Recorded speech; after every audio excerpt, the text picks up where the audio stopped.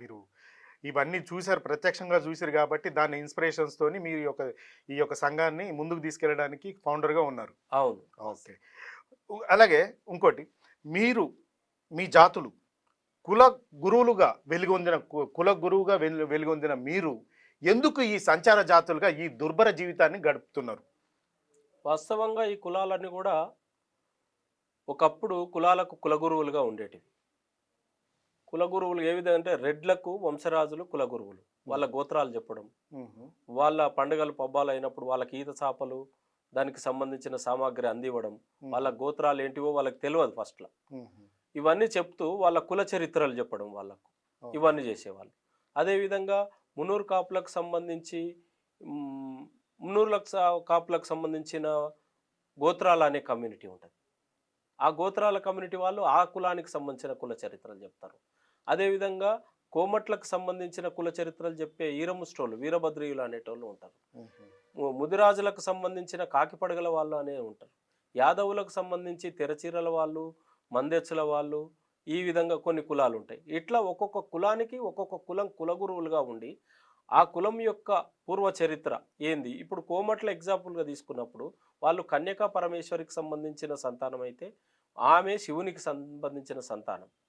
ఒకవేళ రెడ్లకు సంబంధించిన చరిత్రను తీసుకుంటే వంశరాజులు చెప్పే చరిత్ర, రెడ్లు ఆదిమల్లారెడ్డి కుమారులు, ఆదిమల్లారెడ్డి అనేవాడు మల్లికార్జున స్వామి సంతానం, మల్లికార్జున స్వామి శివుని సంతానం. ఈ విధంగా దైవ మతాన్ని ఎన్ని మతాలు ఇక్కడికి వచ్చినా, క్రైస్తవం రాని, ముస్లిం మతం రాని, బౌద్ధం రాని, ఎన్ని మతాలు వచ్చినా హిందూ ధర్మాన్ని కాపాడడానికి ఒక్కొక్క కులానికి ఒక్కొక్క కులం కులగురువులుగా ఉండి వాళ్ళకి హిందూ ధర్మాన్ని ప్రచారం చేసుకుంటూ వచ్చారు. కానీ రాను రాను కాలంలో ఏమైందంటే ఈ గ్లోబలైజేషన్, సాంస్కృతిక విప్లవం ఎప్పుడైతే వచ్చిందో, టీవీలు, సినిమాలు ఇవన్నీ వచ్చిన తర్వాత ఈ కళలకు ఆదరణ కరువైంది. అప్పటి వరకు కులగురువులుగా ఉన్న ఆ కులాలకు ఆ కులమే పోషణ చేసేది. వాళ్లకు ధనము కావచ్చు, ధాన్యం కావచ్చు, తినడానికి తిండి, బట్టలు కట్టుకోవడానికి బట్టలు, వాళ్ళు ఒకవేళ ఆ ఊరికి వచ్చినప్పుడు ఉండడానికి షెల్టర్ ఇచ్చేది కూడా. వీళ్ళకి ఎక్కడ నివాసం ఉండేది కాదు. అవును, మాకు కూడా తెలిసింది. మా కులానికి నేను కూడా చూశాను ఇది. కుల గురువులు మా ఇంటికి కూడా వచ్చేవాడు. వస్తే నేను అప్పుడు 7th 8th ఉన్నాను.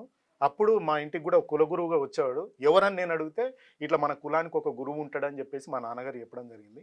సో నాకు కొద్ది ఐడియా ఉంది దీనికి సంబంధించి.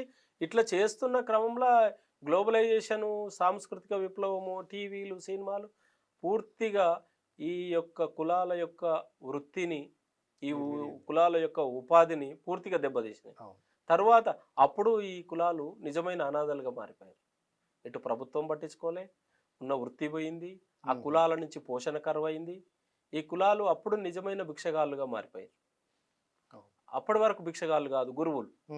క్యూ న్యూస్ లో పనిచేయటకు అనుభవం గల కెమెరామ్యాన్లు కావాలను సంప్రదించవలసిన నెంబర్లు 8688926084.